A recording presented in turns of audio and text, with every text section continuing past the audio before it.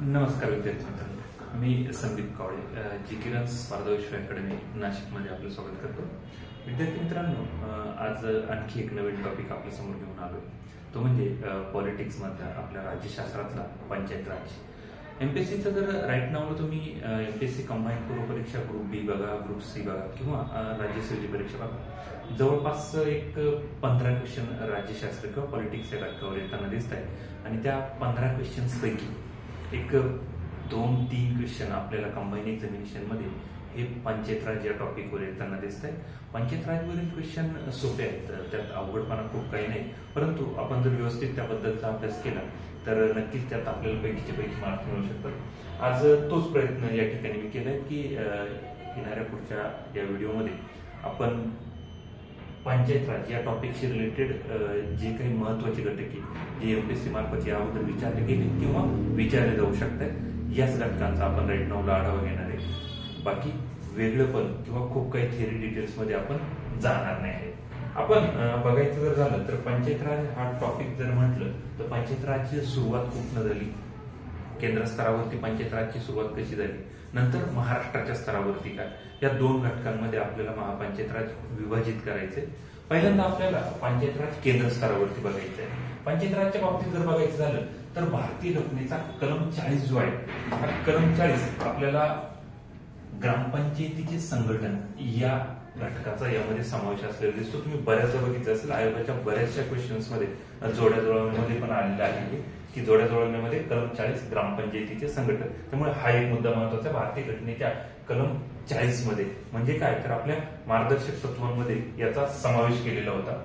स्थानिक शासन हा विषय राज्य सूचीत, स्थानिक शासन हा विषय कुठे ठेवलेला, हा केंद्र सूचीमध्ये नसून हा राज्य सूचीतील विषयांमध्ये याचा समावेश केलेला आहे. 7व्या अनुसूचीमध्ये या घटकाचा समावेश होतो. 8व्या अनुसूचीमध्ये तर 7व्या अनुसूचीमध्ये 3 घटक आहे. 3ही घटक या ठिकाणी वन लाईनर म्हणून किंवा कलम 40 हा जोड्या जुळवण्यामध्ये पण याबद्दल बऱ्याचदा विचारलेला आपल्याला दिसून येतोय. त्यानंतर समित्या स्थापन केल्या. केंद्र सरकारमार्फत पंचायत राजसाठी वेगवेगळ्या समित्या स्थापन करण्यात आल्या आणि या वेगवेगळ्या समित्यांबाबतचा डेटा आपल्यासाठी गरजेचा आहे. पहिल्यांदा जी समिती आपल्यासाठी महत्वाची ती म्हणजे कोणती तर बलवंतराय मेहता समिती. बलवंतराय मेहता समितीच्या बाबतीत बघायचं झालं तर ही समिती स्थापन किती साली करण्यात आली तर भारतीय पंचायत राजसाठी केंद्र स्तरावर स्थापन केलेली पहिली समिती म्हणजे बलवंतराय मेहता समिती 1957 साली स्थापन केली होती. या समितीने लोकशाही विकेंद्रीकरणाची संकल्पना मांडली. काय करायला लावलं यांनी तर डिसेंट्रलायझेशन करा, लोकशाहीचं डिसेंट्रलायझेशन करा, विकेंद्रीकरण करण्याची संकल्पना पहिल्यांदा बलवंतराय मेहता यांनी मांडली होती. त्यानंतर लोकशाही विकेंद्रीकरणाची व्यवस्था ही त्रिस्तरीय असावी, 3 स्तर असावे. राईट नावला आपल्याकडे जसे 3 स्तर दिसत आहेत त्याच प्रकारे त्यांचं म्हणणं होतं की लोकशाही विकेंद्रीकरण कसं असावं. आपण जसं बघतो की जिल्हा परिषद दिसते, आपल्याला पंचायत समिती दिसते, ग्रामपंचायत दिसते, त्या स्वरूपामध्ये लोकशाही विकेंद्रीकरणाची व्यवस्था त्रिस्तरीय असावी असं यांनी म्हटलं होतं. त्यानंतर पंचायत समिती ही एक कार्यकारी संस्था असावी तर जिल्हा परिषद ही सल्लागार. मुद्दा लक्षात ठेवा विद्यार्थी मित्रांनो, पंचायत समितीला काय म्हणणं होतं त्यांचं, पंचायत समिती कार्यकारी असावी तर जिल्हा परिषद ही सल्लागार असावी असं यांनी म्हटलं होतं. जिल्हा परिषदेत आमदार व खासदारांना प्रतिनिधित्व देण्यात यावे यांचं म्हणणं होतं बलवंतराय मेहतांचं की राईट नावला आपण जर बघाल तर राईट नावला आमदार खासदारांना पंचायत राजमध्ये स्थान नाही. जसं पक्षांना स्थान नाही तसं आमदार खासदारांना पण नाही. परंतु बलवंतराय यांचं म्हणणं होतं की आमदार खासदार यांना पंचायत राजमध्ये स्थान दिलं पाहिजे. पंचायत राज समितीच्या किंवा पंचायत समितीच्या एकूण महसुलाच्या, पंचायत समिती जी असते तिच्या एकूण महसुलाच्या 3/4 महसूल हा ग्रामपंचायतींना मिळावा. 3/4 किती महसूल तर 3/4 महसूल हा ग्रामपंचायतींना मिळावा. या समितीच्या शिफारसी केंद्र सरकारने 1958 साली स्वीकारल्या होत्या बलवंतराय मेहताच्या. राजस्थान जर तुम्ही बघाल तर राजस्थानने देशात सर्वप्रथम, कोणत्या राज्याने तर राजस्थानने सर्वप्रथम 2 ऑक्टोबर 1959 रोजी राजस्थानने सर्वप्रथम या पंचायत राजच्या बलवंतराय मेहता समितीच्या शिफारसी स्वीकारल्या होत्या. तारीख लक्षात ठेवा, 2 ऑक्टोबर 1959 रोजी राजस्थान होतं. या दिवशी पंडित नेहरूंनी स्थानिक स्वराज्याचं नामकरण पंचायत राज असे केलं. यावर प्रश्न येऊन गेला विद्यार्थी मित्रांनो. की स्थानिक स्वराज्य जे आहेत आपले स्थानिक स्वराज्य संस्था आहेत यांचं नामकरण पंचायत राज, आपण हा जो शब्द वापरतो राईट नावला, हा पंचायत राज शब्द कुणाचा होता तर हा पंचायत राज शब्द हा पंडित नेहरूंनी दिला होता याच दिवशी, म्हणजे कधी 2 ऑक्टोबर महात्मा गांधीजींच्या जयंतीच्या दिवशी 1959 साली पंचायत राज हे नामकरण स्थानिक स्वराज्य संस्थांचं पंडित नेहरूंनी केले. हेच बलवंतराय समितीच्या मेहता समितीच्या शिफारसी स्वीकारणारं दुसरं राज्य कोणतं होतं तर दुसरं राज्य आंध्र प्रदेश असल्याचं आपल्याला दिसून येते.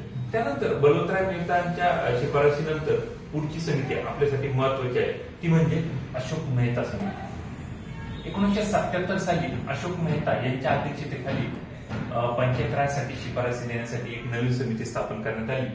ऑगस्ट 1978 मध्ये या समितीने आपला अहवाल दिला. त्रिस्तरीय पंचायत राजच्या ऐवजी यांनी द्विस्तरीय पंचायत राज हे म्हटले की 3 स्तरांची काही गरज नाही, 3 स्तरांऐवजी 2 स्तरांचं पंचायत राज असावं. जिल्हा स्तरावर जिल्हा परिषद तर त्या खालोखाल मंडल पंचायत, लक्षात ठेवा मंडल पंचायत.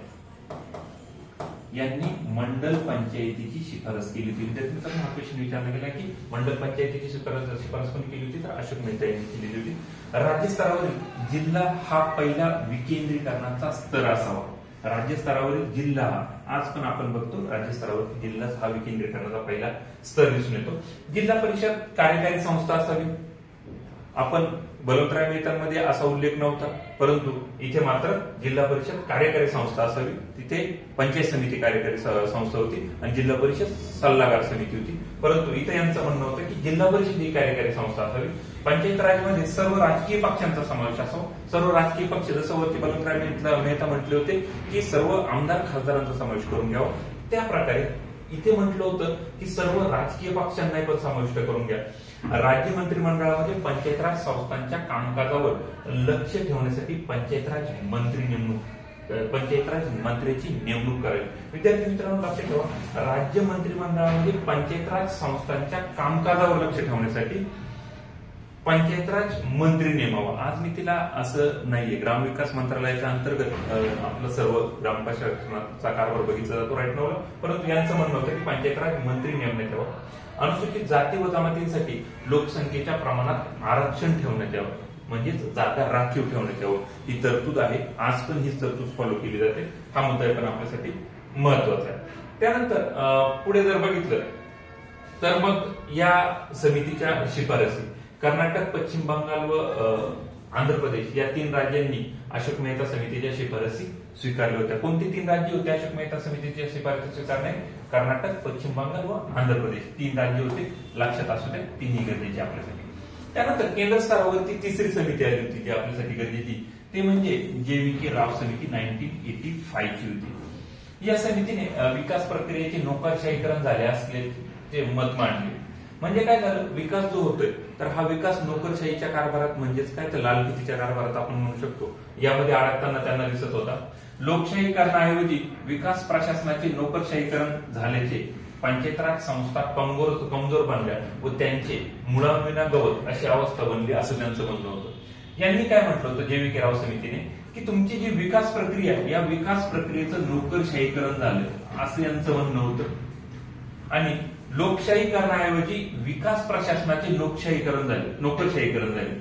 आपल्याला अपेक्षित काय होतं, पंचायत राज संस्था लागू करून आपल्याला विकास होणं गरजेचं होतं, लोकशाहीकरण होणं गरजेचं होतं, परंतु त्या विकास न होता नोकरशाहीकरण झाल्याची अवस्था सद्यस्थितीला आपल्या पंचायत राजमध्ये दिसून येते असं 1985 साली JVK राव म्हणाले होते. आणि पंचायत राज संस्थांच्या बाबतीत त्या किती कमजोर झाले याचा उल्लेख करताना ते म्हटले होते की मुळांविना गवत अशी अवस्था, म्हणजे असं गवत की ज्याला फक्त वरती गोंड दिसतंय परंतु खालनं मुळच नाही, अशी अवस्था पंचायत राजची झाल्याची कबुली JVK राव यांनी दिली होती त्यावेळेस, किंवा असं मत मांडलं होतं त्यांनी.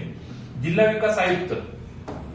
विकास आयुक्त हे पद निर्माण करण्यात यावे आणि तो जिल्हा परिषदेचा CEO चीफ एक्झिक्युटिव्ह ऑफिसर, मुख्य कार्यकारी अधिकारी जो असतो तो असावा असं मत JVK राव यांनी मांडलं होतं. पंचायत राज संस्थांच्या निवडणुका या नियमितपणे घेण्यात याव्यात अशी तरतूद पण यांनी केल्याचं आपल्याला दिसून येत आहे. त्यानंतर महत्वाची पुढची जी 4थी समिती होती केंद्र स्तरावरती ती म्हणजे LM सिंघवी समिती. LM सिंघवी समिती ही स्थापन करण्यात आली होती 1986 ला. JVK राव नंतर लगेच एकच वर्षामध्ये ही समिती स्थापन करण्यात आली. पंचायत राज संस्थांना घटनात्मक दर्जा देण्यात यावा.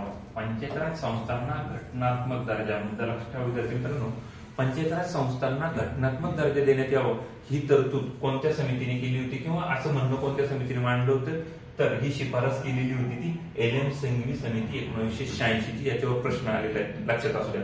त्यानंतर या समितीने ग्रामसभेचे महत्व, ग्रामसभा जी आहे तिचे महत्व अधोरेखित करून ग्रामसभेचा उल्लेख प्रत्यक्ष लोकशाहीचे मूर्त स्वरूप, हा मुद्दा लक्षात ठेवा. ग्रामसभेचे वर्णन प्रत्यक्ष लोकशाहीचे मूर्त स्वरूप असं कोणी केलं होतं, तर ते केलं होतं एल.एम. सिंघवी समितीने. ग्रामपंचायतींना आर्थिक वित्तीय संसाधने उपलब्ध करून देण्यात यावी असं मत सुद्धा एल.एम. सिंघवी यांनी मांडलं होतं.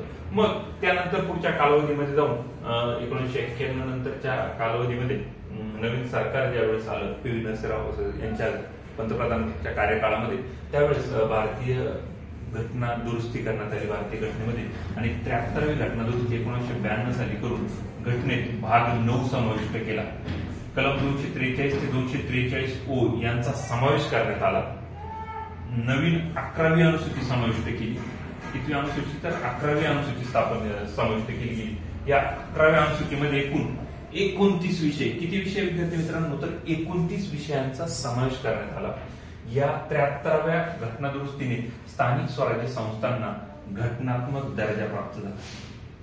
कोणत्या घटना दुरुस्तीने स्थानिक स्वराज्य संस्थांना घटनात्मक दर्जा प्राप्त झाला, तर स्थानिक स्वराज्य संस्थांना 73व्या घटना दुरुस्तीने घटनात्मक दर्जा प्राप्त झाला. या कराराने किंवा या घटना दुरुस्तीने घटनेतील कलम 40 ला व्यावहारिक आकार प्राप्त झाला. कलम 40 आहे याला या घटना दुरुस्तीने या घटना दुरुस्तीने कलम 40 जे मार्गदर्शक तत्वांमध्ये आपण अगोदरच बघितलं होतं, स्टार्टिंगलाच बघितलं होतं, याला व्यावहारिक आकार प्राप्त झाला. इतके दिवस फक्त ते म्हटलं गेलेलं होतं, परंतु ऍक्च्युअल घटनेनुसार पंचायत राज कसं स्थापन करावं किंवा स्थानिक स्वराज्य संस्थांची स्थापना कशी करावी हे घटनेमध्ये प्रॉपर उल्लेख कोणत्या, तर कलम 243 ते 243 ओ यांचा समावेश करून तो यामध्ये मांडण्यात आला. त्यानंतर जर बघितलं तर मग कोणती कोणती कलम यामध्ये देण्यात आली तो भाग लक्षात ठेवा, आपल्यासाठी तो गरजेचा आहे. कलम 243 ए मध्ये देण्यात आलं ग्रामसभा, 243 बी पंचायतीची स्थापना, 243 सी पंचायतीची रचना, 243 डी जागांचे आरक्षण. 4-4च्या स्वरूपात घटनेमध्ये जर लक्षात ठेवलं तर आयोग जोड्या जुळवण्यासाठी विचारते. हे फार क्वचित प्रसंगी आयोगाने डायरेक्टली वन लाईनर मध्ये विचारले, सहसा करून आयोग जोड्या जुळवण्यामध्ये विचारते कुठे पण. तर सभा स्थापना रचना आरक्षण अशा स्वरूपात तुम्ही लक्षात ठेवू शकता. 243 ए बी सी डी सभा स्थापना रचना आरक्षण. त्यानंतर 243 ई मध्ये पंचायतींचा कालावधी दिलेला आहे, कालावधी 5 वर्ष असावा. 243 एफ मध्ये सदस्यांची अपात्रता दिलेली की कोणत्या कारणाने तो सदस्य अपात्र ठरू शकतो. 243 जी मध्ये पंचायतीचे अधिकार व जबाबदाऱ्या दिलेल्या आहेत. 243 एच मध्ये पंचायतीचा कर लादण्याचा अधिकार पण दिलेला आहे. म्हणजे काय, कालावधी, अपात्रता, अधिकार व कर या गोष्टींची तरतूद कुठे केलेली, 243 ई एफ जी एच मध्ये करण्यात आलेली. त्यानंतर 243 आय जर बघितलं आपण तर 243 आय मध्ये आपल्याला वित्त आयोग स्थापन करणं, या पंचायत राजसाठी वित्त आयोग स्थापन करणं. 243 जे मध्ये दिलेले पंचायतीच्या लेखांचे लेखापरीक्षण करणं, ऑडिटिंग आपण ज्याला म्हणतो, त्याचा समावेश केला. 243 के मध्ये पंचायतींच्या निवडणुका देण्यात आलेल्या आहेत. 243 एल मध्ये केंद्रशासित प्रदेशांना लागू असणे की हा कायदा केंद्रशासित प्रदेशांना पण लागू असेल ही तरतूद करण्यात आली. त्यानंतर 243 एम काही क्षेत्रांना हा भाग लागू नसणे, नागालँड, मणिपूर, मिझोराम सारखे भाग. 243 एन मध्ये विद्यमान कायदे व पंचायती अस्तित्वात असणे, अगोदरचे जे कायदे ते पण अस्तित्वात असतील ही तरतूद 243 एन मध्ये दिली. आणि 243 ओ मध्ये निवडणुकीविषयक बाबींमध्ये न्यायालयांच्या हस्तक्षेपास मनाई करण्यात आली. पंचायत राज संस्थांच्या निवडणुकांबद्दल काही वाद असेल तर तो न्यायालय सॉर्ट आउट केला जाणार नाही, न्यायालयाच्या हस्तक्षेपाबद्दल इथे मनाई करण्यात आली. विद्यार्थी मित्रांनो 243 ए पासून ते 243 ओ पर्यंत जर आपण कलमांचा जर व्यवस्थित भाग बघितला त्यामध्ये पण मी म्हणेल की 243 ए बी सी डी हे 4 जर परफेक्ट असतील, ग्रामसभा स्थापना रचना आरक्षण, तर बऱ्याचदा तुम्ही आयोगाच्या जोड्या बघा तर जोड्या जुळवण्याचं काम इथंच होताना आपल्याला दिसते. जरी इतर पुढचे कलम विचारलेले असतील, आय सारखा कलम आहे 243 आय, तर वित्त आयोग स्थापन करणे असा क्वेश्चन वन लाईनरला पण येऊ शकतो. तर अशा गोष्टी आपल्याला माहिती पाहिजे. लेखा परीक्षा नंतर 243 मध्ये हे जर वन लाईनर मध्ये विचारलं तर तेही जमू शकतं, परंतु सभा स्थापना रचना आरक्षण 243 ABCD हे परफेक्ट जर असेल तर जोड्या जुळवण्याचं व्यवस्थितरित्या काम होते. त्यामुळे खूप टेन्शन न घेता, खूप गोष्टींचा लोड न घेता, अलगदपणे काही गोष्टी जर थोड्या जर लक्षात ठेवायला आपण शिकलो तर मला नाही वाटत की पॉलिटिक्स मधल्या किंवा पंचायत राजमधील मार्क्स आपल्या हातातून सुटताना दिसतील. त्यानंतर पुढचा भाग जर बघायचा झाला तर आपण स्थानिक स्वराज्य संस्था बघितलं. त्यानंतर शहरी नागरिक संस्था आपण ज्याला म्हणतो, शहरी पंचायत राज आपण त्याला म्हणू शकतो. तर या शहरी नागरिक संस्थांच्या बाबतीत जो कायदा केला गेला 73व्या घटना दुरुस्तीने स्थानिक स्वराज्य संस्थांना, आपण ज्याला जिल्हा परिषद, पंचायत समिती, ग्रामपंचायत म्हणतो, यांच्या बाबतीत 73व्या घटना दुरुस्तीने तरतुदी करण्यात आल्या. 74वी घटना दुरुस्ती मात्र 1992 साली जी करण्यात आली ती शहरात, ज्याला आपण महानगरपालिका, नगर परिषदा, नगरपालिका हा भाग जो म्हणतो, त्याची तरतूद कुठे आली तर 74वी घटना दुरुस्ती 1992 ला पारित करण्यात आली आणि यानुसार 1 जून 1993 पासून हा कायदा अंमलात आला. कधीपासून 74वा घटना दुरुस्ती कायदा तर 1 जून 1993 पासून अंमलात आला. या कायद्याने भारतीय घटनेत भाग 9A समाविष्ट केला. या भागाने शीर्षक होतं नगरपालिका. कलम 243 O पर्यंत आपण तिकडे बघितलं होतं. इथे P पासून 243 ZG पर्यंत समाविष्ट केले नवीन कलम. या कायद्याने 12वी 73व्या घटना दुरुस्तीने 11वी अनुसूची समाविष्ट केली. 74व्या घटना दुरुस्तीने 12वी घटना दुरुस्ती समाविष्ट केली. यामध्ये समाविष्ट विषय जे आहेत ते तिकडे 29 विषय होते, इथे फक्त 18 विषय समाविष्ट करण्यात आले. या कायद्याने नगरपालिकांना घटनात्मक दर्जा देण्यात आला. या कायद्याने कोणता दर्जा देण्यात आला तर नगरपालिकांना घटनात्मक दर्जा मिळाला. 243 P जो आहे तो कशाशी संबंधित आहे, जर त्याचे पण कलम जर बघायचे झाले तर सभा स्थापना रचना आरक्षण जे तिकडे 243 ABCD मध्ये बघितलं होतं, तर इथे बघा 243 P मध्ये नगरपालिकांचा उल्लेख आहे. 243 Q मध्ये स्थापना, 243 R मध्ये नगरपालिका किंवा नगरपरिषदा महानगरपालिकांची रचना, 243 S मध्ये वार्ड समित्यांची स्थापना व रचना, 243 T मध्ये जागांचे आरक्षण देण्यात आलेले. म्हणजे शहरी नागरिक संस्थांमध्ये, शहरी संस्थांमध्ये काय जागांचं आरक्षण ते. त्यानंतर 243 U मध्ये कालावधी किती असेल त्यांचा तर 5 वर्ष. 243 V मध्ये सदस्यांची अपात्रता वर्तवण्यात आली. 243 W मध्ये अधिकार व जबाबदाऱ्या देण्यात आल्या. 243 X मध्ये नगरपालिकांचा कर, तिकडे कर आपण 243 I मध्ये बघितला होता स्थानिक स्वराज्य संस्थांमध्ये, इथे X मध्ये येतोय कर. त्यानंतर 243 Y मध्ये वित्त आयोग स्थापन करणे हा भाग आपल्याला दिसून येतोय. त्यानंतर तिकडे 243 I मध्ये होता, सॉरी इकडे 243 Y मध्ये दिसतो. 243 Z मध्ये लेख्यांचं लेखापरीक्षण दिसतोय, तिकडे J मध्ये होता, इकडे Z मध्ये हा भाग लक्षात ठेवा. त्यानंतर 243 ZA ला निवडणुका दिलेल्या आहेत की यांची निवडणुका कशा घ्याव्यात. हा कायदा 2 केंद्रशासित प्रदेशांना लागू असेल. 243 ZB मध्ये म्हटलं. 243 ZC मध्ये काही क्षेत्रांना लागू नसणे याची तरतूद करण्यात आली. 243 ZD मध्ये जिल्हा नियोजन समिती असेल. 243 ZE मध्ये महानगर नियोजन समितीचं वर्णन करण्यात आलं. 243 ZF मध्ये विद्यमान कायदे अस्तित्वात असणे याबाबतची तरतूद देण्यात आली. 243 ZG मध्ये निवडणूक विषयक बाबींमध्ये न्यायालयीन हस्तक्षेपास मनाई करण्यात आली. म्हणजे तुम्ही जर बघाल तर 273वी घटना दुरुस्ती आणि 74वी घटना दुरुस्ती दोघांसाठी असणाऱ्या कलमांमध्ये सुरुवातीची कलम जरी पाठ असली, सहसा करून आयोगामार्फत मात्र आजपर्यंतचा क्वेश्चनचा ट्रेंड जर बघितला तर स्थानिक स्वराज्य संस्थांच्या बाबतीत 243 ABCD याच्या बाबतची क्वेश्चन जास्तीत जास्त वेळेस विचारली, याच्या बाबतची क्वेश्चनची संख्या कमी, परंतु हे सुद्धा आपल्याला माहित असणं क्रमप्राप्त आहे. त्यानंतर महाराष्ट्रातले हा झाला केंद्र स्तरावरचा 73व्या 74व्या घटना दुरुस्तीचा भाग किंवा गरजेचा भाग होता, तो बघितला आपण. महाराष्ट्रातील पंचायत राज, महाराष्ट्राने स्वतःचं पंचायत राज स्थापन करणारं, पंचायत राज कायदा करून लागू करणारं महाराष्ट्र. इतके दिवस काय व्हायचं की राजस्थानने बघितलं आपण स्वीकारलं तर राजस्थानने केंद्राचा स्वीकारला, परंतु महाराष्ट्र कायमच पुरोगामी राज्य राहिलं आणि महाराष्ट्रामार्फत कोणत्याही गोष्टी स्वीकारताना या स्वतः चेक करून स्वीकारल्या गेल्या. याचंच उदाहरण हे पंचायत राजमध्ये पण आलं. महाराष्ट्रातील पंचायत राज, महाराष्ट्र जिल्हा परिषद आणि पंचायत समिती कायदा 1961 नुसार 1 मे 1962 रोजी महाराष्ट्रात पंचायत राजची स्थापना करण्यात आली. महाराष्ट्रात पंचायत राजची स्थापना कधी झाली? 1 मे 1962 ला. लक्षात ठेवा 1962 कामगार दिन आपण 1 मेला साजरा करतो त्या दिवशी. पंचायत राज स्थापन करणारे महाराष्ट्र हे 11वे राज्य बनले, परंतु स्वतःचा कायदा करून स्थापन करणारे पहिले राज्य होते. स्वतःचा कायदा करून पंचायत राज स्थापन करणारे महाराष्ट्र पहिली आणि भारतात पंचायत राज स्थापन करणारे महाराष्ट्र 11वं राज्य ठरलं होतं. मग महाराष्ट्राने पण एक समितीची नेमणूक केली आणि त्या समितीचं नाव होतं नावाजलेली समिती आपण म्हणू शकतो, कारण त्या समितीच्या शिफारसी आपण स्वीकारल्या होत्या. ती म्हणजे वसंतराव नाईक समिती. 1960 सालची वसंतराव नाईक समितीने लोकशाही विकेंद्रीकरण समिती असे पण या समितीला म्हटलं जातं. वसंतराव नाईक समितीला लोकशाही विकेंद्रीकरण समिती यांनी अहवाल सादर केला. तो मार्च 1961 मध्ये अहवाल सादर केला. एकूण शिफारशी होत्या 226. एकूण शिफारशी किती होत्या?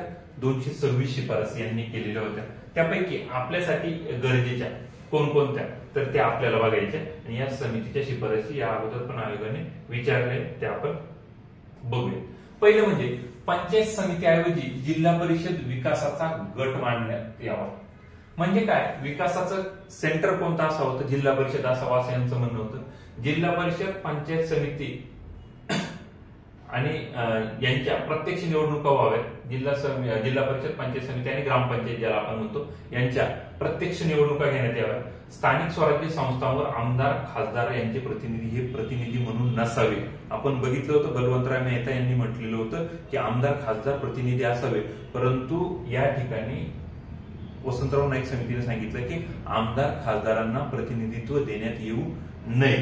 त्यानंतर जिल्हाधिकाऱ्याकडे पंचायत राजची नाममात्र जबाबदारी देण्यात यावी असं यांनी म्हटलं होतं. पंचायत राजची जास्त जबाबदारी देऊ नये, फार थोडी जबाबदारी जिल्हाधिकाऱ्याकडे द्यावी. या समितीच्या शिफारशीवरून महाराष्ट्र जिल्हा परिषद आणि पंचायत समिती कायदा 1961 संमत केला आणि तो 1 मे 1962 पासून राज्यभर लागू केला. हा कायदा मुंबई शहर व मुंबई उपनगर या 2 जिल्ह्यांना मात्र लागू नाही. इथला कारभार मात्र कारण का या ठिकाणी जिल्हा परिषद आहे.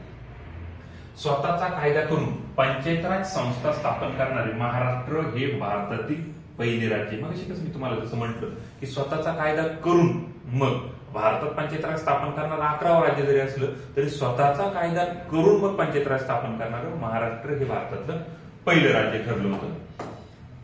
महाराष्ट्रातील ग्रामपंचायतीचा जो कारभार आहे, महाराष्ट्रातील ग्रामपंचायतीचा कारभार हा मुंबई ग्रामपंचायत अधिनियम 1958 अन्वये चालतो. या कायद्याचे नाव 2012 मध्ये महाराष्ट्र ग्रामपंचायत अधिनियम 1958 असं करण्यात आलं. अगोदर मुंबई ग्रामपंचायत होतं अधिनियम, आता महाराष्ट्र ग्रामपंचायत अधिनियम केलं कारण राज्यासाठी म्हणून. हा अधिनियम लागू झाला तो 1 जून 1959 पासून लागू करण्यात आलेला आहे. महाराष्ट्र शासनाने नेमलेल्या मूल्यमापनाशी रिलेटेड मग 1962 साली 1 मे 1962 साली वसंतराव नाईक समितीच्या शिफारशीनुसार आपण पंचायत राज तर स्थापन केलं, परंतु त्याच्यामध्ये वेळोवेळी काय शिफारसी तरतुदी स्वीकारता येतील, काय सुधारणा करता येतील असं आपण म्हणू शकतो. याबाबतचा मात्र डेटा वारंवार विचारला जातो आयोगाकडनं आणि हा डेटा महाराष्ट्र शासनाने वेगवेगळ्या समित्यांमार्फत घेतला. त्यात पहिली समिती होती ती बोंगीरवार समिती 1970 सालची. 8च वर्षानंतर महाराष्ट्र शासनाने बोंगीरवार समिती स्थापन केली. या समितीने शिफारस पहिली केली होती की 500 पेक्षा कमी किंवा 10,000 पेक्षा जास्त लोकसंख्या असलेल्या गावांमध्ये ग्रामपंचायत स्थापन करू नये. म्हणजे काय? 500 पेक्षा जर कमी लोकसंख्या असेल तर तिथे गट ग्रामपंचायत स्थापन करण्यात यावी. ग्रुप ग्रामपंचायत आपण ज्याला म्हणतो ते एकंदरीत 2-4 गावांची मिळून वाडेपाडे असतील तर त्या ठिकाणी, आणि जर 10,000 पेक्षा जास्त लोकसंख्या असेल तर तिथे ग्रामपालिका स्थापन कराव्या, ग्रामपंचायती स्थापन करू नये असा याचा अर्थ होत होता. ग्रामपंचायत अधिनियमातील न्यायपंचायतीची तरतूद यांनी रद्द करावी अशी मागणी केली होती की ग्रामपंचायत ही न्यायपंचायतने न्याय देण्याचा अधिकार हा भारतीय घटनेतील न्याय व्यवस्थेला आहे, तो ग्रामपंचायतीला नसावा. आणि जिल्हा परिषदेत पशुसंवर्धन व दुग्ध व्यवसाय समिती स्थापन करावी हा मुद्दा लक्षात ठेवा. जिल्हा परिषदेत पशुसंवर्धन व दुग्ध व्यवसाय समिती स्थापन करावी अशी शिफारस कोणी केलेली होती तर ही शिफारस आपल्याकडे बोंगीरवार समितीने केल्याचे आपल्याला दिसून येते. त्यानंतर महत्वाचा मुद्दा जर बघायचा झाला किंवा महत्वाची समिती जर बघायची झाली तर ती यांच्यानंतर दुसरी समिती आलेली होती. बोंगीरवार यांच्यानंतर बाबुराव काळे समिती नेमली महाराष्ट्र शासनाने 1980 साली. व्यापारी पद्धतीच्या उपक्रमांमध्ये झेडपीने भाग घेऊ नये. जिथे फायदा व्यापार करायचा आहे तिथे झेडपीने घेऊ नये, कारण झेडपीने अशा व्यापारिक गोष्टींमध्ये गेला तर नफा कमावणारी संस्था होऊ शकते, म्हणून झेडपीने यामध्ये सहभाग नोंदवू नये. ग्रामसेवकाकडे 2 पेक्षा जास्त ग्रामपंचायती देऊ नये अशी तरतूद शिफारस कोणी केली होती, तर बाबुराव काळे समितीने केली होती. क्वेश्चन आलेला यावरती. मलेरिया निर्मूलन, कुष्ठरोग निर्मूलन, क्षयरोग निर्मूलन यासारख्या राष्ट्रीय कार्यक्रम जिल्हा परिषदेकडे सोपवावे. म्हणजे जिल्हा परिषदेकडे व्यापारी कामं न करता स्थानिक स्वराज्याशी रिलेटेड किंवा स्थानिक ग्राम लेवलवरती ज्या गोष्टींची मदत होऊ शकते अशा गोष्टींचा समावेश करावा अशी शिफारस बाबुराव काळे समितीने केली. बाबुराव काळे समितीच्या नंतरची जी आपल्यासाठी महत्वाची समिती जी आहे, जी आपल्यासाठी विचारली जाते ती म्हणजे प्राध्यापक पी.बी. पाटील समिती 1984 सालची. झेडपीमध्ये महिला व बालकल्याण समिती स्थापन करावी अशी तरतूद कोणी केली? झेडपीमध्ये महिला व बालकल्याण समिती स्थापन करावी ही शिफारस केली प्राध्यापक पी.बी. पाटील यांनी. झेडपी पंचायत समिती, ग्रामपंचायत यांच्याकरिता एकत्रित कायदा करावा व त्याला पंचायत राज अधिनियम असं नाव देण्यात यावं अशी तरतूद पण प्राध्यापक पी.बी. पाटील यांनी केली होती. सरपंचाचीच निवडणूक मतदारांमधून थेट प्रत्यक्षरित्या घेण्यात यावी. सरपंचाची निवडणूक मतदारसंघातून थेट, आपण ज्याला थेट सरपंच निवड ज्याला आपण म्हणतो समितीला जी केली जाते, संपूर्ण गाव. इतके दिवस कसं होतं की सरपंच हा ग्रामपंचायतीच्या पंचांमार्फत निवडला जायचा, ती ग्रामपंचायतीचे सदस्य असायचे यांच्या मार्फत सरपंच निवडला जायचा. परंतु आज रोजी सरपंच हा थेट जनतेतून निवडला जातो, थेट सरपंच निवड केली जाते. संपूर्ण गाव सरपंच पदासाठी मतदान करताना आपल्याला दिसतं. ही तरतूद कोणी केली होती? प्राध्यापक पी.बी. पाटील यांनी केली होती. हा प्रश्न येऊन गेलेला बऱ्याचदा रिपीट प्रश्न आयोगामार्फत की थेट सरपंच निवडणूक ही शिफारस कोणी केली होती? तर पी.बी. पाटील समितीची होती. ग्रामसभेची बैठक वर्षातून 4 वेळेस बोलवण्यात यावी ही शिफारस पण पी.बी. पाटील यांनी केली होती. या शिफारशी ऍज इट इज महाराष्ट्र शासनाने स्वीकारल्याची पण आपल्याला दिसून येते. त्यानंतर राज्य शासनाची पण पंचायत राज समिती 1973 साली आली होती आणि या समितीत जिल्हा परिषदेला राज्य शासनाकडून जो निधी मंजूर करण्यात येतो त्याचा अहवाल तपासणे व जिल्हा परिषदेच्या कार्यकारी अंदाजपत्रकावर चर्चा करणे ही कामे या समितीकडे देण्यात आलेली. राज्य शासनाची पंचायत राज समिती काय काम करते? तर जिल्हा परिषदेला राज्य शासनाकडून जो निधी मंजूर दिला जातो, राज्य शासन जे पैसे देते झेडपीला, त्याचा अहवाल तपासायचा व जिल्हा परिषदेच्या कार्यकारी अंदाजपत्रकावर चर्चा करण्याचं काम ही समिती करत असताना आपल्याला दिसून येते. नंतर राज्य वित्त आयोगाच्या बाबत पण एक छोटासा डेटा आपल्याला माहित असावा म्हणून घेतलाय मी इथे. तर राज्य वित्त आयोग, पहिला राज्य वित्त आयोग 1994 साली स्थापन झाला होता, त्याचे अध्यक्ष शांताराम घोलप होते. दुसरा वित्त आयोग 1997 साली स्थापन झाला, त्याचे अध्यक्ष श्री वासुदेवन होते. तिसरा वित्त आयोग, राज्य वित्त आयोग जो होता त्याची स्थापना झाली होती, त्याचे अध्यक्ष सतीश त्रिपाठी होते. आणि जो चौथा आयोग 2009 साली स्थापन झाला होता, त्याचे अध्यक्ष जे.पी. डांगे असल्याचे आपल्याला दिसून येते. म्हणजे काय एकंदरीत इथे परत एकदा आपल्याला तिकडे आपण 4-5 समित्या बघितल्या होत्या, इथे पण 3 महत्वाच्या समित्या आपल्यासाठी बोंगीरवाड समिती असेल, प्राध्यापक पी.बी. पाटील असतील किंवा बाबुराव काळे समिती असतील, तिन्ही समित्या आपल्यासाठी महत्वाच्या. तिकडे पण आपल्यासाठी बलवंतराव मेहता असतील, अशोक मेहता असतील, जे.व्ही.के. राव समिती असतील, वडेवर ज्या काही समित्या आहेत या सगळ्या आपल्यासाठी महत्वाच्या. आयोगामार्फत यांच्यावरती डायरेक्टली क्वेश्चन येताना आपल्याला दिसतोय, त्यामुळे या गोष्टी बघून ठेवणं हे आपल्यासाठी अति जास्त गरजेचं असल्याचं दिसून येत आहे. त्यानंतर पुढचा भाग जर बघायचा झाला तर ती येते ते म्हणजे जिल्हा परिषद.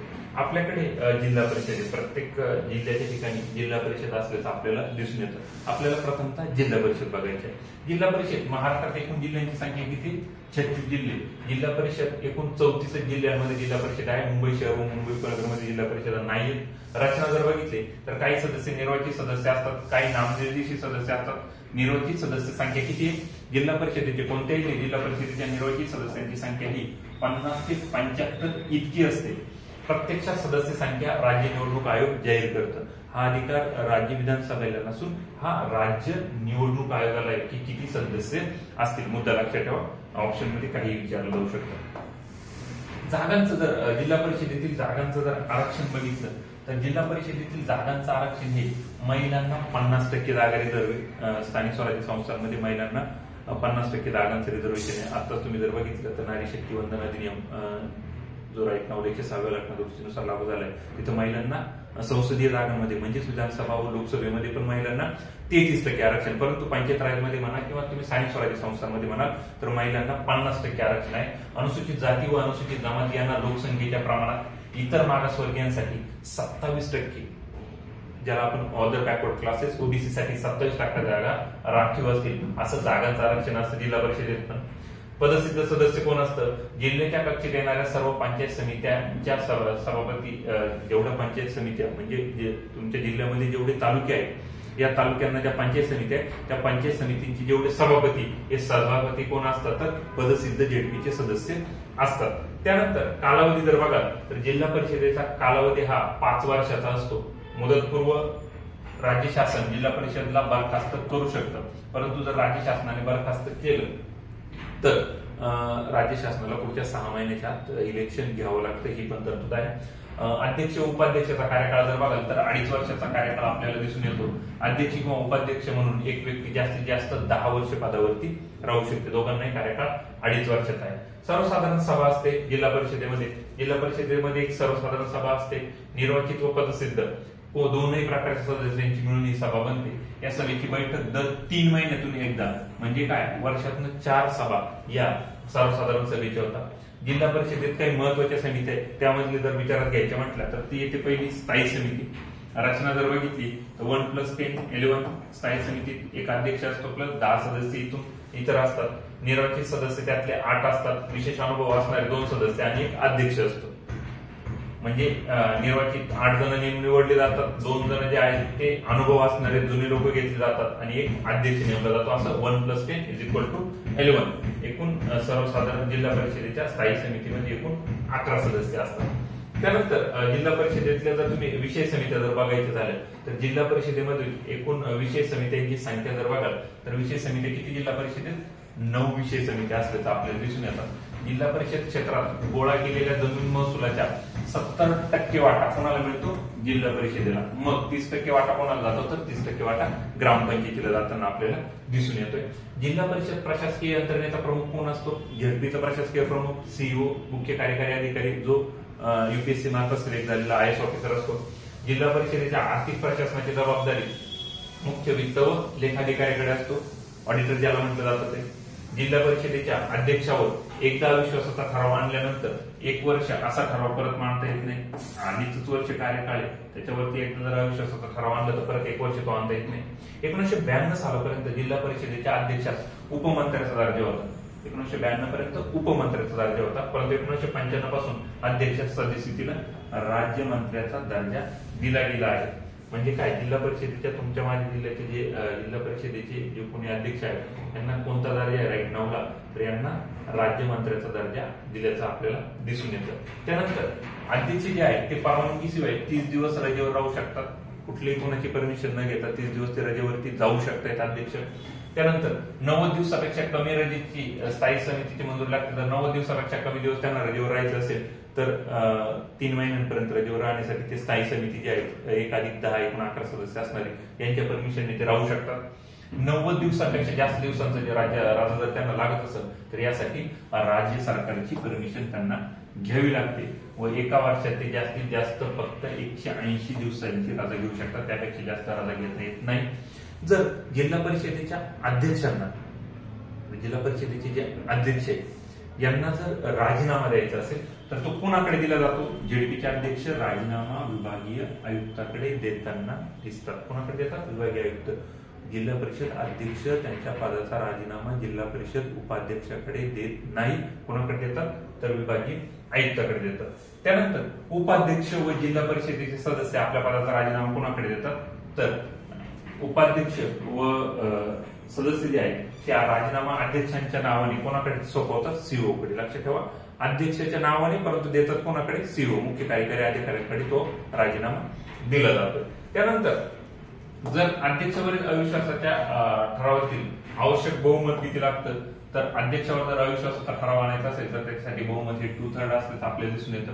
एक पंचावन्न जिल्हा परिषद सदस्यांनी लेखी विनंती जर केली तर 7 दिवसांच्या आत जिल्हा परिषद अध्यक्षास विशेष सभा बोलवावी लागते. जर एकूण सदस्य संख्येच्या 1/5 म्हणजे 20% जर सदस्यांनी जर लेखी नोटीस दिली अध्यक्षाला की विशेष सभा बोलवा जिल्हा परिषदेची, तर अशी सभा 7 दिवसांमध्ये जिल्हा परिषद अध्यक्षांना बोलवावी लागते.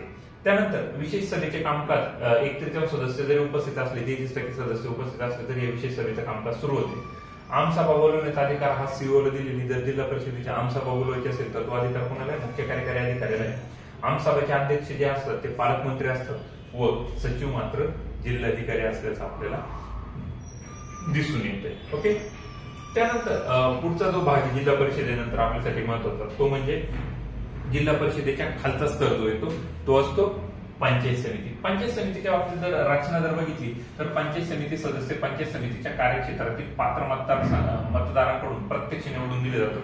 आपण जे भाग बघतो जिल्हा परिषदेचा जो वार्ड असतो त्याला गट म्हणतात आणि पंचायत समितीचा जो वार्ड असतो ज्याला मतदारसंघ म्हणता येऊ शकतो आपल्याला तो गण असतो. गणामधनं पंचायत समिती सदस्य नेमले जातात आणि गटामधनं जिल्हा परिषदेचे एका गटामध्ये 2 गण असतात. हे सर्वसाधारणपणे दिसून येतो. पंचायत समितीच्या मतदारसंघास काय म्हणतात? गण असं म्हणतात. सदस्यांची सदस्य संख्या जी आहे ती राज्य निवडणूक आयोगामार्फत निश्चित केली जाते. आरक्षण जर बघितलं तर महिलांना 50% आरक्षण आहे, ओबीसींना 27% आणि एससी एसटीला मात्र लोकसंख्येच्या प्रमाणात आरक्षण असल्याचं आपल्याला दिसून येत आहे. त्यानंतर मुदत जर बघितली तर पंचायत समितीची मुदत ही 5 वर्षांसाठीच असते. सहसा भारतात कोणाच्या मुदतीचा प्रश्न आला तर हा संस्था असेल तिची 5 वर्षाची मुदत असते जी सरासरी आपल्याला एवढी दिसून येते. पंचायत समितीत विशेष समित्या नसतात. जशा तिकडे विशेष समित्या होत्या जिल्हा परिषद तशा इथे विशेष समित्या नाही. गट विकास अधिकारी बीडीओ आपण ज्याला म्हणतो BDO and or deputy CO पण बसू शकतो. हा पंचायत समितीच्या प्रशासनाचा प्रमुख असतो. पंचायत समितीला उत्पन्नाचे साधन नाही. पंचायत समितीला स्वतःचं उत्पन्नाचं कोणतंही साधन अवेलेबल नसतं. जिल्हा परिषद पंचायत समितीला वार्षिक अनुदान देते काही आणि त्या अनुदानातूनच त्यांना त्यांचा खर्च भागवावा लागतो. राज्य शासन विकास योजना राबवण्यासाठी पंचायत समितीला आर्थिक मदत करतात त्याबद्दल काही डाऊट नाही. त्यानंतर पंचायत समिती जी असते या पंचायत समितीचा प्रमुख कोण असतो तर पंचायत समितीचा प्रमुख असतो सभापती असतो. पंचायत समितीच्या विषय इतर समित्या जर बघितल्या तर तालुक्यातील झेडपी सदस्यांच्या दुप्पट सदस्य पूर्णचे असतात. तालुक्यात जेवढी झेडपीची संख्या असते त्याच्या दुप्पट पंचायत समितीचे सदस्य असल्याचं आपल्याला दिसून येतं. पंचायत तुमचे म्हणजे जेवढे गट असतात ते गटाच्या दुप्पट संख्या काय असते पंचायत समितीचे सदस्य. मी मगाशी जसं तुम्हाला म्हटलं एका गटामध्ये 2 पंचायत समितीचे सदस्य असतात. त्यामुळे जेवढे गट असतील तालुक्यामध्ये त्याच्या दुप्पट सदस्य संख्या पंचायत समितीची असते. पंचायत समितीचा जो उपसभापती असतो त्याच्या बाबतीत एक स्पेशल तरतुदी हा सरपंच समिती असते. प्रत्येक तालुक्यामध्ये एक पंचायत समितीत एक सरपंच समिती असते. या सरपंच समितीचा पदसिद्ध अध्यक्ष कोण असतो तर तो उपसभापती असतो. हा क्वेश्चन विचारला गेलेला आहे. सरपंच समितीचा पदसिद्ध अध्यक्ष कोण असतो तर पंचायत समितीचा उपसभापती असतो. आणि विस्तार अधिकारी हा सरपंच समितीचा कोण असतो तर सचिव असतो. सरपंच समितीचा सचिव कोण असतो तर सरपंच समितीचा सचिव हा विस्तार अधिकारी असतो. पंचायत समितीचा कार्यकाळ 5 वर्ष असतो व राज्य शासन त्यात वाढ करू शकत नाही. राज्य शासनाला त्यात वाढ करता येत नाही. राज्य शासनाला तो तेवढाच ठेवावा लागतो. हा मुद्दा एक महत्वाचा आहे. त्यानंतर आपल्यासाठी सर्वात महत्वाचा भाग म्हणून मी ज्याला म्हणेन ते म्हणजे ग्रामपंचायत. ग्रामपंचायत आपल्यासाठी सर्वात महत्वाची. कारण का तर ग्रामपंचायतीवरती क्वेश्चनची संख्या पण जास्त आहे. ग्रामपंचायती महाराष्ट्र ग्रामपंचायत कायदा 1958 अगोदर मुंबई ग्रामपंचायत होता. आता महाराष्ट्र 2012 पासून महाराष्ट्र ग्रामपंचायत कायदा 1958 पासून संघटित केलं जातं. रचना जी आहे ती किमान सदस्य संख्या 7 असते, कमान 17 सदस्य संख्या असते. सदस्यांना काय म्हणतात ग्रामपंचायतीचे सदस्य असतात त्यांना पंच म्हणतात. पंचांची निवड कोण करतात तर पंचांची निवड ही गावातील पात्र मतदारांमार्फत जे 18 पेक्षा जास्त वयाची मतदार यादीत नाव नोंदवलेली लोक आहेत यांच्या मार्फत ह्या पंचांची निवड केली जाते. पंचांची निवड झाली. पंचांची संख्या जिल्हाधिकाऱ्यामार्फत निश्चित केली जाते. आपण बघितलं जिल्हा परिषद आणि पंचायत समितीची सदस्य संख्या ही राज्य निवडणूक आयोगामार्फत निश्चित केली जाते. तर ग्रामपंचायतीच्या सदस्य संख्या ही जिल्हाधिकाऱ्यामार्फत निश्चित केली जाते. मुद्दा लक्षात ठेवा. 1 लाईनर क्वेश्चन येऊ शकतो यावरती. त्यानंतर ग्रामपंचायत स्थापनेसाठी किंवा कमीत कमी सदस्य लोकसंख्या किती पाहिजे 500 असावी. 500 पेक्षा कमी लोकसंख्या असल्यास गट ग्रामपंचायत, 500 पेक्षा कमी असेल तर गट ग्रामपंचायत स्थापन केली जाते. आणि गट ग्रामपंचायत स्थापन करण्याची शिफारस कोणी केली होती बोंगेरवाड समितीने. हा मुद्दा लक्षात ठेवा कारण याच्यावर 1 लाईनर विचारला गेलेला आहे. त्यानंतर लोकसंख्या हा निकष मानून ग्रामपंचायतींना अ ब क या 3 गटामध्ये वर्गीकृत केली गेलेला आहे. त्यानंतर सरपंच जर बघायला आपण तर आपल्यासाठी महत्वाचा मुद्दा म्हणजे सरपंच 9ला जनतेतून थेट निवडून दिला जातो. ग्रामपंचायत निवडणुकीसाठी सर्वसाधारण उमेदवारास 500 रुपये व राखीव उमेदवार 100 रुपये अनामत रक्कम भरावी लागते जर निवडणूक लढवायची असेल तर. निवडून आलेल्या सदस्यांची यादी जिल्हाधिकारी प्रसिद्ध करतात. जे सदस्य निवडून येतात त्यांची यादी कोणामार्फत प्रसिद्ध केली जाते, तर जिल्हाधिकाऱ्यांमार्फत प्रसिद्ध केली जाते. ग्रामपंचायत बरखास्तीचा अहवाल जिल्हाधिकाऱ्याने राज्य शासनाकडे पाठवावा लागतो. जर ग्रामपंचायत बरखास्त करायची असेल तर ती ग्रामपंचायत बरखास्त केल्यानंतर जिल्हाधिकाऱ्याला तो अहवाल कोणाकडे पाठवावा लागतो, राज्य शासनाला पाठवावा लागतो. त्यानंतर सरपंच पदास आरक्षण लागू आहे, परंतु उपसरपंच पदास आरक्षण नाही. फक्त सरपंचाला आरक्षण एससी समाजासाठी, एसटी समाजासाठी लोकसंख्येच्या प्रमाणामध्ये, ओबीसी साठी 27% आणि महिलांसाठी 50% हे आरक्षण आहेच. ग्रामपंचायत दरमहा एक सभा घ्यावी लागते. ग्रामपंचायतीला एक दरमहा सभा घ्यावी लागते. सभेची नोटीस सरपंचाच्या सहीने काढली जाते. ग्रामपंचायतीला दरमहा एक सभा घेणे कंपल्सरी आहे आणि त्याची नोटीस कोणाला काढावी लागते, सरपंचाच्या सहीने काढावी लागते. मासिक सभा घेतली नाही तर सरपंच व उपसरपंच यापैकी जो कोणी जबाबदार असेल त्याचे पद जाते. दर महिन्याला ग्रामपंचायतीची एक सभा घ्यावी लागते. ग्रामसभा नाही म्हणत हा, इथे कोणती घ्यावी लागते, ग्रामपंचायतीचे जेवढे पंच आहे त्यांना बसून एक मिटिंग घ्यावी लागते, मंथली मिटिंग ज्याला आपण म्हणतो. सदस्यांना सभेची नोटीस देण्याची जबाबदारी कोणाकडे, ग्रामसेवकाकडे. ही मंथली मिटिंग जी आहे, मासिक मिटिंग, ही याची जबाबदारी ग्रामसेवकाकडे दिली की ती नोटीस त्यांनी नेऊन त्या पंचांकडे द्यायची. ग्रामपंचायतीच्या सभेच्या दिवशी वेळेनंतर अर्धा तास वाट पाहून सरपंच उपसरपंचासह निम्म्यापेक्षा जास्त सदस्य आले नाही तर सभा तहकूब होते.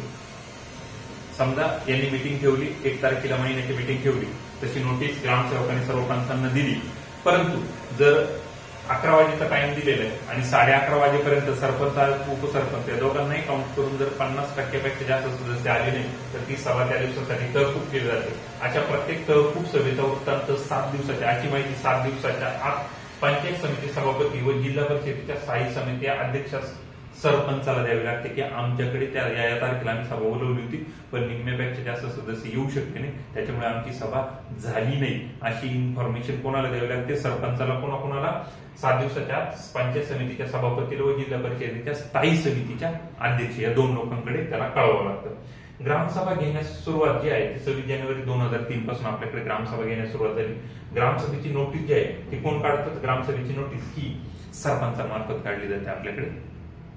आणि कोणती लोकांपर्यंत वाजवतो म्हणजे काय, तिथं चितकवलं जातं. काही गावांमध्ये दवंडी देणं वगैरे हा प्रकार जो आहे ही ग्रामसेवक मार्फत बजावली जाते. प्रत्येक गावाच्या ग्रामपंचायतीमध्ये जर बघाल तर गावाच्या ग्रामपंचायतीमध्ये एक दक्षता समिती असल्याचे पण आपल्याला दिसून येतं.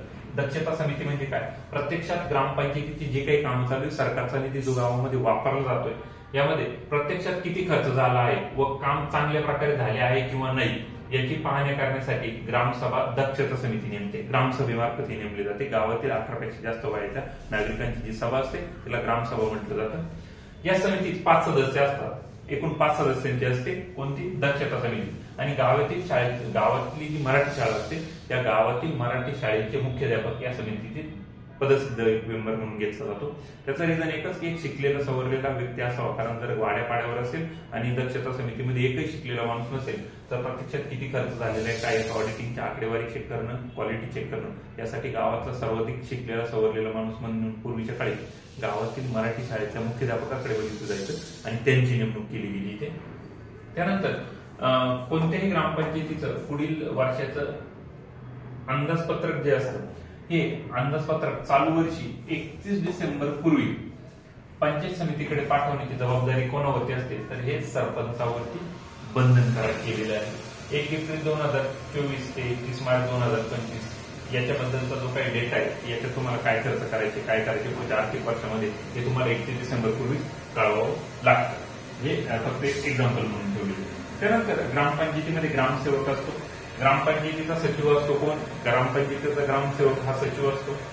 ग्रामपंचायतीचा सचिव ग्रामपंचायतीच्या सर्व प्रशासकीय कारभारावर त्याचं नियंत्रण असते. तो जिल्हा परिषदेचा सेवक असतो, ग्रामपंचायतीचा नाही. ग्रामसेवक हा जिल्हा परिषदेचा सेवक असतो. त्याची निवड जिल्हा निवड मंडळामार्फत केली जाते. जिल्हा निवड मंडळ याची निवड करतं. याची नेमणूक मात्र जिल्हा परिषदेचे सीओ जे आहे, मुख्य कार्यकारी अधिकारी आहेत, हे करतात. ग्रामसेवकाची नेमणूक कोण करतं, तर जिल्हा परिषदेचे जे सीओ मुख्य कार्यकारी अधिकारी असतात यांच्या मार्फत याची नेमणूक केली जाते. हा मुद्दा लक्षात ठेवा, बऱ्याचदा क्वेश्चन आलेला आहे यावरती ग्रामसेवकाच्या बाबतीत. छोटे छोटे मुद्दे छोट्या छोट्या गोष्टी जर आपण त्याच्याकडे थोडं सिरियसली जर बघितलं आणि या गोष्टी जर प्रॉपरली जर केल्या असतील तर आपल्याला अलगदपणे पॉलिटिक्समध्ये 15पैकी 12+13+ मार्क्स नॉर्मली येतात. फक्त थोडीशी काळजीपूर्वक आपण त्याचं रिडिंग केलेलं पाहिजे. त्यानंतर पुढचा मुद्दा जर बघायचा झाला तर सरपंच आणि उपसरपंचांना मानधन दिलं जातं. यात आता बदल करण्यात आला. अगोदर 3000 होतं 0 ते 2000 लोकसंख्येला, आता ते 6000 करण्यात आलं. जर तुमची लोकसंख्या 2001 ते 8000 असेल तर आता 8000 मानधन दिलं जातं सरपंचाला. आणि जर तुमच्या गावाची लोकसंख्या जर 8000+ असेल तर आता सरपंचाला 10,000 रुपये मानधन देण्यात येतं. यात पण डबल करण्यात आले. 1000 जागी आता 2000 दिलं जातं. जर तुमची उपसरपंचाला 3000 आणि 4000 असा बदल इकडे पण करण्यात आलेला आहे. जस्ट आता मागच्याच काही महिन्यांपूर्वी राज्य शासनाने हा बदल केला. जर तुमच्या गावची लोकसंख्या 2000 पर्यंत असेल तर आता सरपंचाला 6000 रुपये मानधन. जर 8000 2000 ते 8000 मध्ये असेल तर 8000 रुपये मानधन आणि 8000+ लोकसंख्या असेल तर 10,000 रुपये मानधन मिळतं. उपसरपंचाला जर बघाल 2000 3000 4000 या पटीमध्ये मानधन मिळते. तुमच्या मानधनाची जी रक्कम असते ग्रामपंचायतच्या सरपंच आणि उपसरपंचाची, यातील 75% रक्कम ही राज्य शासन देतं, तर 25% रक्कम संबंधित ग्रामपंचायतीला पे करावी लागते. सरपंचावर जर तुम्हाला अविश्वासाचा ठराव आणायचा असेल तर तशी नोटीस ग्रामपंचायतीच्या 2/3 सदस्यांनी तहसीलदारास दिल्यास अविश्वासाचा ठराव विचारात घेता येतो. 2/3 सदस्य पंच जे आहेत त्या 2/3 पंचांनी जर सांगितलं की याच्यावर अविश्वासाचा ठराव आणायचा तर तो आणता येतो. एकदा नोटीस दिल्यास ती परत घेता येत नाही. एकदा नोटीस दिली का दिली तुम्हाला अविश्वासाचा ठराव मांडावाच लागेल. तहसीलदारास नोटीस मिळाल्याच्या दिनांकापासून, तहसीलदाराला नोटीस मिळाली की त्या दिनांकापासून 7 दिवसाच्या आत सभा बोलवली. कोण तहसीलदार बोलवतो त्या सभेचा अध्यक्ष स्वतः तहसीलदार असतात अविश्वासाच्या ठरावाचा. जर तो ठराव 2/3 बहुमताने मंजूर झाला तर सरपंचाचा राजीनामा द्यावा लागतो. जर 2/3 बहुमताने जर मंजूर झाला सरपंचाचा राजीनामा द्यावा लागतो. सरपंच उपसरपंच निवडणुकीनंतर सरपंच व उपसरपंचाची एकदा निवड झाली की त्यानंतर 2 वर्ष असा अविश्वासाचा ठराव मांडता येत नाही व एकदा मांडला की परत 2 वर्ष मांडता येत नाही. आणि शेवटच्या 6 महिन्यात 3 क्लॉज इथे लक्षात ठेवा. एकदा सरपंचाची आणि उपसरपंचाची निवड झाली की पहिल्या 2 वर्षात मांडता येत नाही, त्यानंतर तुम्ही मांडू शकता. जर एकदा तुम्ही मांडला तर त्यानंतर परत 2 वर्ष मांडता येत नाही. आणि शेवटचे 6 महिने जर त्याचा कार्यकाळ बाकी असेल 5 वर्ष पूर्ण होण्यासाठी तर त्या कालावधीमध्ये सुद्धा तुम्ही सरपंच आणि उपसरपंचावरती अविश्वासाचा ठराव मांडू शकत नाही. एकंदरीत जर बघाल तर ग्रामपंचायतीच्या बाबतीतले या तरतुदी महत्वाच्या आहेत. त्यानंतर ग्रामपंचायतीला आपल्या किती महसुलात कुठून कुठून उत्पन्न मिळतंय, वित्तीय मदती काय, तर ग्रामपंचायतीला जर बघाल तर जमीन महसुलाचं अनुदान मिळतं. जे आपण बघितलं की एकूण जमीन महसुलाच्या 70% रक्कम जिल्हा परिषदेकडे जाते तर 30% रक्कम कोणाकडे राहते, ग्रामपंचायतींना राहते. ग्रामपंचायतीच्या हद्दीतील जमिनीच्या महसुलाच्या 30% रक्कम राज्य शासनानं ग्रामपंचायतीला दिलेली असते. जिल्हा परिषदेकडून ग्रामपंचायतीला कर्ज घेता येतं 5% पर्यंत काहीतरी व्याजदर असतो त्याचा आणि तुम्हाला विविध योजनांमधून ते भरता पण येतं. पाणी पुरवठा केला जातो. पाणी पुरवठा जो असतो त्या पाणी पुरवठ्यातनं पण तुम्हाला वित्तीय मदत मिळते, म्हणजे पाणीपट्टी जी म्हणतो, घरपट्टी मिळते, जिल्हा ग्रामविकास निधी असतो, यातनंही पण तुम्हाला पैसे मिळताना दिसून येतात. त्यानंतर ग्रामसेवकाची कामे, तुमचा जो ग्रामसेवक असतो ग्रामपंचायतीचा याची कामं काय, हा मुद्दा लक्षात असतो. गावागावामध्ये प्रत्येकाला माहित पाहिजे की तुमच्या गावाला ग्रामसेवक आहे.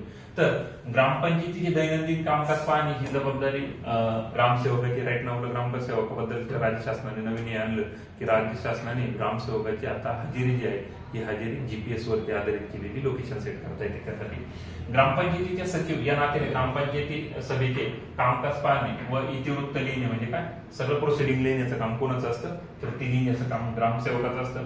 ग्रामपंचायतीने मंजूर केलेले ठराव व सूचनांची अंमलबजावणी कोण करतं तर ग्रामसेवकच करतो.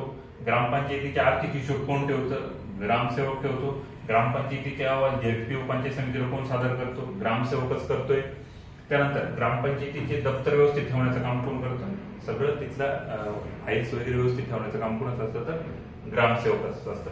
त्यानंतर ग्रामपंचायतीच्या कामाचे विषय जर बघितले तर ग्रामपंचायतीकडे कामाचे विषय जर बघितले तर 79 विषय आहे ग्रामपंचायतीकडे कामाचे.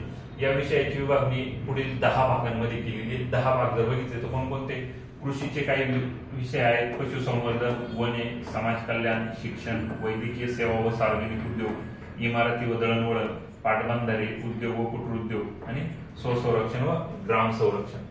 एकंदरीत जर विचार केला तर ह्या 10 भागांचे मिळून एकूण 79 टॉपिक्स हे ग्रामपंचायतीमध्ये येतात. खूप सारे विषय. ग्रामपंचायत हा छोटा विषय नाही, ग्रामपंचायत फार मोठा विषय. तुम्ही जर बघितलं उगाच लोक म्हणत नाही की दिल्लीचं राजकारण बरं असं दिल्लीचं राजकारण आहे, तर त्याचमुळे 79 विषय 79 टॉपिक्स आहे याच्यामध्ये आणि एकूण त्याची 10 भागांमध्ये विभागणी. 79 विषयांमध्ये ग्रामपंचायत काम करू शकते. काम करण्याला पण फार स्कोप आहे, परंतु तशा काम करणारे लोक पण लागतात. त्यानंतर नेक्स्ट पार्ट जर बघायचं झालं तर तुमच्या ग्रामपंचायतीला कर्मचारी पण असतात. त्या कर्मचाऱ्यांच्या बाबतीत जर विचार केला तर ग्रामपंचायतीचे कर्मचारी किती असतात, तर ग्रामपंचायतीकडे लोकसंख्येनुसार कर्मचारी, जर तुमची 1000 पर्यंत लोकसंख्या असेल तर एकच कर्मचारी असतो. 1000 ते 3000 लोकसंख्या असतील तर 2 कर्मचारी. जर तुमच्याकडे 3000 ते 6000 लोकसंख्या असतील तर 3 कर्मचारी. 6000 ते 10000 लोकसंख्या असतील तर 4 कर्मचारी ठेवू शकता आणि 10000 पेक्षा जास्त असेल तर 6 कर्मचारी ठेवता येतात. या कर्मचाऱ्यांचं वेतन जे आहे ते 50% राज्य शासन देतं आणि 50% संबंधित ग्रामपंचायतीला द्यावं लागतं.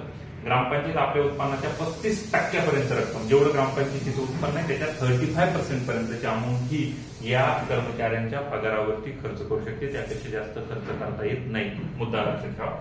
त्यानंतर ग्रामसभा, सर्वात महत्वाचा मुद्दा म्हणजे काय, ग्रामसभा. प्रत्येक गावाला ग्रामपंचायत आहे, तशी ग्रामपंचायतीतला सर्वात महत्वाचा मुद्दा मी असं म्हणेन की लोकशाहीमधलं सर्वात पॉवरफुल वेपन कोणतं असेल तर ते ग्रामसभा आहे.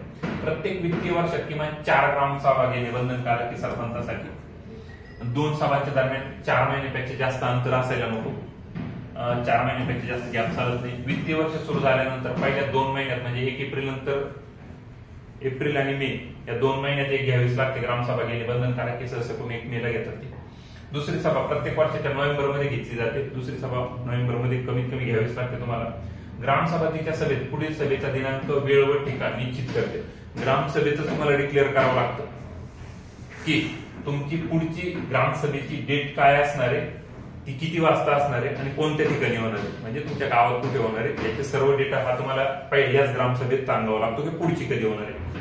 प्रत्येक 6 महिन्यात केलेल्या विकास कामांचा व त्यावर झालेल्या खर्चाचा अहवाल ग्रामसभेपुढे मांडणे ग्रामपंचायतीस बंधनकारक असते. प्रत्येक 6 महिन्यामध्ये काय काय विकास कामं केली, त्याच्यावर किती खर्च केला, काय खर्च केला, हे ऑडिटिंग ठेवण्याचं काम खरं तर ग्रामसेवकाचं आहे आणि जनतेसमोर ग्रामसभेच्या माध्यमातून मांडण्याचं काम कुणाचं असतं, सरपंचाचं असतं. सहसा करून 4 ग्रामसभा आपल्याकडे मिनिमम होतात. त्या 1 मे, 15 ऑगस्ट, 1 नोव्हेंबर आणि 26 जानेवारी या 4 तारखांना होतात. याच्या पलीकडे बऱ्याच ग्रामसभा तुम्ही घेऊ शकतात. ते सरपंच आणि ग्रामपंचायत ठरवते आणि नागरिकांची त्याची मागणी असेल. त्यानंतर ग्रामसभेची नोटीस जी आहे ही ग्रामसभेची नोटीस किमान 7 दिवस अगोदर दिली जाते. विशेष ग्रामसभेची नोटीस किमान 4 दिवस अगोदर घ्यावी लागते. ग्रामसभेचे सदस्य कोण असतात, गावातील सर्व 18 वर्ष पूर्ण केलेले व गावाच्या मतदार यादीत नाव असणारे गावातील सर्व नागरिक, 18 वर्ष पूर्ण आणि गावाच्या मतदार यादीत ज्यांचं नाव सगळेजण ग्रामसभेचे सदस्य असतात. ग्रामसभेचा अध्यक्ष कोण असतो, सरपंच असतो. सरपंचाच्या अनुपस्थितीत उपसरपंच अध्यक्ष होतो. दोघांच्या अनुपस्थितीत ग्रामसभा अध्यक्ष निवडते स्वतःचा आणि ग्रामसभेचा सचिव हा कोण असतो तर ग्रामसेवक असतो. ग्रामसभेचा सचिव कोण असतो तर ग्रामसेवक असतो. हा मुद्दा इथे लक्षात ठेवा. कारण का तर महत्वाचा मुद्दा आहे. ग्रामसभेची गणपूर्ती किती तर एकूण लोकसंख्येच्या 15% किंवा 100% यापैकी जे कमी असेल ती गणपूर्ती. तुमच्या गावची लोकसंख्या जेवढी आहे त्याच्या 15% किंवा 100 यापैकी जे कमी असेल तेवढे लोक आले की ग्रामसभा सुरू होऊन जाते.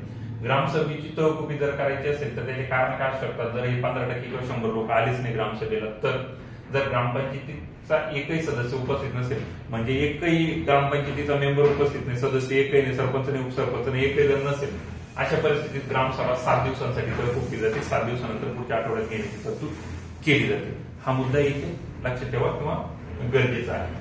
एकंदरीत पंचायत राज मधले ग्रामपंचायतीशी रिलेटेड किंवा ग्रामसभेशी रिलेटेड हे मुद्दे आपल्यासाठी महत्वाचे. त्यानंतर पुढचा मुद्दा जर बघायचा झाला तर तो आपल्यासाठी महत्वाचा म्हणजे महानगरपालिका. ग्रामपंचायत बघितली आपण, म्हणजे जिल्हा परिषद, पंचायत समिती आणि ग्रामपंचायत बघितली. आता आपल्याला महानगरपालिका, नगरपंचायती आणि नगर परिषदा हे 3 घटक बघायचे. महानगरपालिका जर बघितले तर महानगरपालिका स्थापन करण्यासाठी किमान लोकसंख्या किती असते, किमान 3 लाख लोकसंख्या असलेल्या शहरासाठी महानगरपालिका स्थापन करतात. महाराष्ट्रात राईट नावला 29 महानगरपालिका आहे. 29वी कोणती, जालना, 28वी इचलकरंजी आणि 27वी पनवेल. लक्षात ठेवा, 29वी जालना, 28वी कोल्हापूर मधली दुसरी आणि 27वी पनवेल मध्ये आपल्याला दिसून येते. नंबरिंग विचारलेली आहे, लक्षात असू दे. त्यानंतर रचना जर बघितली महानगरपालिकेची तर सर्वसाधारण सभा असते. विविध प्रभागांमधून जनतेने निवडून दिलेल्या प्रतिनिधींचा सर्वसाधारण सभेमध्ये समावेश होतो. सदस्य संख्या जर बघाल सर्वसाधारण सभेची तर तुम्हाला दिसून येईल किमान सदस्य संख्या 65 दिसून येते. त्यानंतर मुदत जर बघाल तर 5 वर्ष असते. सर्वसाधारण सभेची मुदत 5 वर्षाची मुदत दिसते. महिलांना पण तुम्ही जर बघाल तर महिलांना 50% आरक्षण याच्यामध्ये तुम्हाला अवेलेबल आहे महानगरपालिकेमध्ये. ओबीसीला 27%, SC ST ला लोकसंख्येप्रमाणे जसं ग्रामपंचायतीतील त्यांच्या बाबतीत होतं तसंच आपल्याला दिसून येतं. त्यानंतर सर्वसाधारण सभेची बैठक 3 महिन्यातून एकदा होते. सर्वसाधारण सभेची बैठक ही सर्वसाधारण सभा म्हणजे कोणती? सर्व महानगरपालिकेचे सदस्य ज्याला आपण नगरसेवक म्हणतो यांची बैठक 3 महिन्यातून एकदा होते. महानगरपालिका ग्रामपंचायतीच्या बाबतीत आपण बघितलं ती महिन्यातून एकदा घ्यावी लागते. महानगरपालिकेची 3 महिन्यातून एकदा होते. महानगरपालिकेच्या अर्थसंकल्पास मंजुरी कोण देतं? तर ती सर्वसाधारण सभाच देते. महापौर व उपमहापौर दोघांची निवड 2.5 वर्षांसाठीच असते व 2 पदांसाठी आरक्षण महापौर आणि उपमहापौर दोघांही पदांना आरक्षण लागू आहे. आपण वरती बघितलं होतं की ग्रामपंचायतीच्या सरपंचाला आरक्षण लागू आहे, मात्र उपसरपंचाला आरक्षण लागू नये. इथे मात्र महापौर आणि उपमहापौर दोन्ही पदांसाठी आरक्षण लागू. त्यानंतर आयुक्त हा प्रशासकीय प्रमुख असतो. महानगरपालिकेचा प्रमुख कोण असतो? तर महानगरपालिका आयुक्त IAS असावा लागतो. तो महानगरपालिकेचा मुख्य कार्यकारी अधिकारी आयुक्त असतो, तो एक IAS असतो. त्याची नेमणूक कोण करतं? राज्य शासन करते. मात्र त्याला बडतर्फ करण्यासाठी महानगरपालिकेने तसा ठराव संमत करावा लागतो. आणि जर असा ठराव महानगरपालिकेने संमत केला की नाही आम्हाला हा महानगरपालिकेचा आयुक्त नकोय असा ठराव संमत करावा लागतो. कोणाला? महानगरपालिकेतल्या सगळ्या नगरसेवकांना त्यांच्या सर्वांना बसून ठराव मंजूर करावा लागतो. ठरावाला 5 अष्टमांश 5/8 बहुमत जर लाभलं तर राज्य शासन आयुक्तास परत बोलवतं. काही करत नाही त्यांचं, फक्त त्यांना रिटर्न बोलवलं जातं आणि दुसऱ्या ठिकाणी बसवलं जातं. एवढीच तरतूद आहे. आयुक्तास पदावरून बडतर्फ करता येत नाही, त्याला पदावरून बडतर्फ करता येत नाही, फक्त परत बोलवता येतं. महानगरपालिकेमध्ये जर तुम्ही समित्या जर बघितल्या तर महानगरपालिकेतल्या समित्यांच्या बाबतीत जर विचार केला तर पहिली समिती आहे ती स्थायी समिती. स्थायी समिती एक वैधानिक समिती आहे. सदस्य संख्या 16 असते. निम्मे सदस्य दर 1 वर्षाने निवृत्त होतात. जर तुम्ही स्थायी समितीचे निम्मे सदस्य दर 1 वर्षाने निवृत्त होतात. पुनर्नियुक्ती सदस्य पात्र असतात, परत रिपीट बसू शकतात. कार्यकाळ सदस्यांचा 1च वर्ष असतो. स्थायी समितीच्या स्थायी समितीचे प्रमुख कोण असतात? तर त्याला सभापती मानतात. स्थायी समितीचे प्रमुख महानगरपालिकेचे सभापती मानतात त्यांना.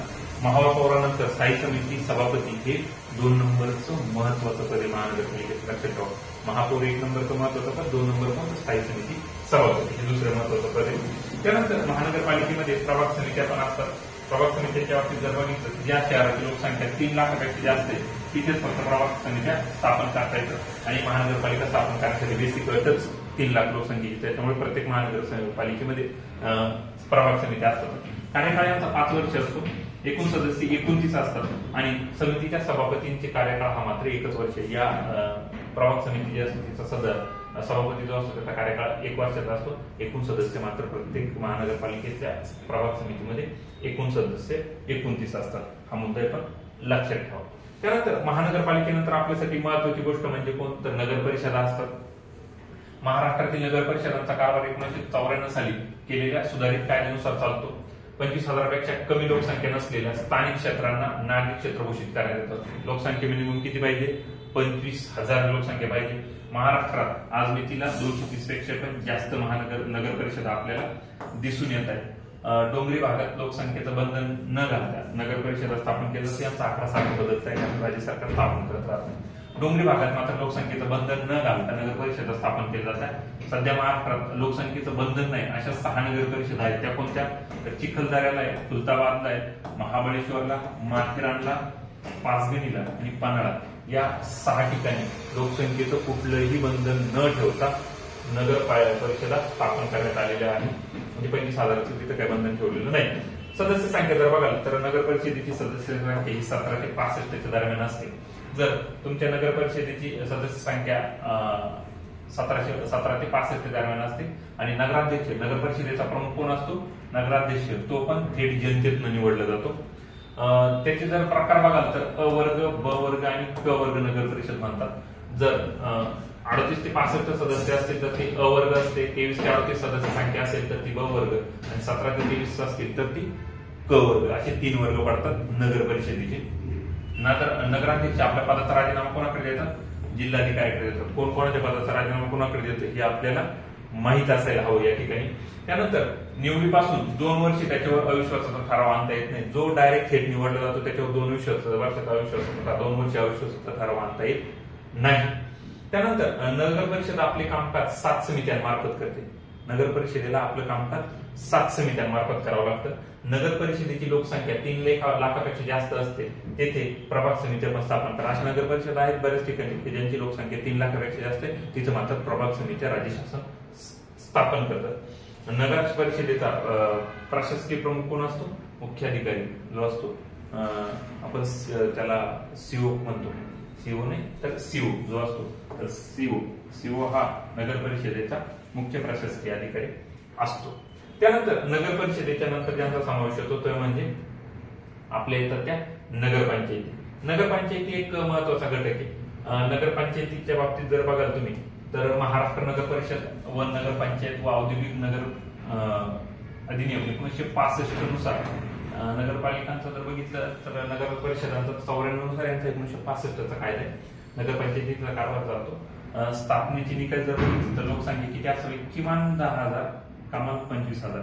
तिकडे बघितलं नगर परिषद स्थापन करण्यासाठी किमान लोकसंख्या 25,000 लागत होती, यांच्यासाठी किमान 10, मॅक्सिमम 25,000. दुसरी अट काय? या अटी लक्षात ठेवा. या अटींवरती क्वेश्चन येताना आपल्याला दिसतोय.